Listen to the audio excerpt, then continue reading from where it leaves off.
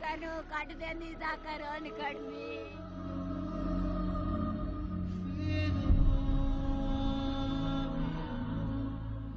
मेरे बेटे का नाम आदिल अली है, अभी तक बाहर नहीं आया।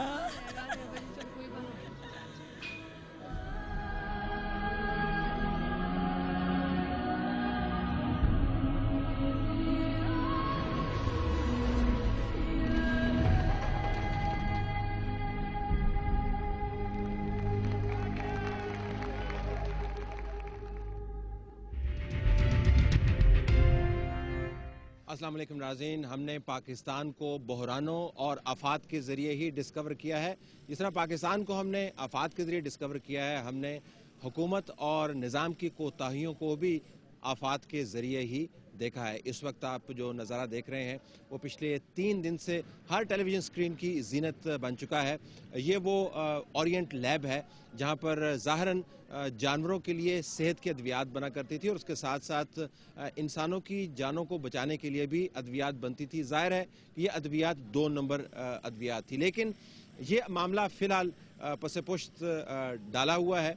असल मामला ये है कि जब बिल्डिंग किसी गुंजान आबाद इलाके में कोलैप्स कर जाती है और उसके अंदर दर्जनों अफराद जहाँ बहक हो जाते हैं और दर्जनों अफराद अभी तक दबे होते हैं, तो उस डिज़ास्टर को मैनेज किस तरीके से किया जाता है। ये बिल्डिंग जो है इस्तारा है पाकिस्तान के अंदर बैड गवर्नेंस के हवाले से, और इस बैड गवर्नेंस की बड़ी लंबी तारीख है। इस जगह पर दवाइयाँ 2 नंबर बनती थी, ये जगह इंक्रोचमेंट के ज़ुमरे में आती थी। इस जगह के ऊपर स्टे ऑर्डर्स दिए जा चुके थे, स्टे ऑर्डर्स वायलेट हुए, इस जगह को सील किया गया, उसको डी सील करवाया गया और फिर आहिस्ता आहिस्ता देखते देखते एक मॉन्स्टर रहायशी इलाके के अंदर खड़ा हो गया जिसने 3 दिन पहले कीमती जानों का ज़िया किया। हम इस प्रोग्राम के ज़रिए आपको बताना चाहते हैं कि पाकिस्तान के हर गली कूचे में अमलन जहाँ पर मुतवसत तबका या गरीब तबका आबाद है, वहाँ पर इस किस्म के डेथ ट्रैप्स बिखरे हुए हैं। इन डेथ ट्रैप्स को हटाना गुड गवर्नेंस की निशानी है। ये बिल्डिंग कब से बनी, यहाँ पर क्या मामलात थे और इतनी तबाही का बायस क्यों बनी, इस प्रोग्राम का मौजू है। ब्रेक के बाद जब हम वापस आएंगे तो कुछ तफसील और कुछ नज़ारे हम आपको दिखा रहे होंगे जो यकीनन आप इससे पहले देख चुके होंगे, लेकिन उसमें नई बात यह है कि 3 दिन गुजरने के बाद यहाँ से मलबा हटाया जा रहा है। क्या रेस्क्यू ऑपरेशन तेज़ हो सकता था, क्या रिलीफ जल्दी प्रोवाइड की जा सकती थी, और इन इलाकों के अंदर जो लोग हैं उनकी ज़ुबानी क्या कहानी बयान की जा रही है। ये वो ट्रेजिडी है जिसने हमारी आंखें खोल दी हैं।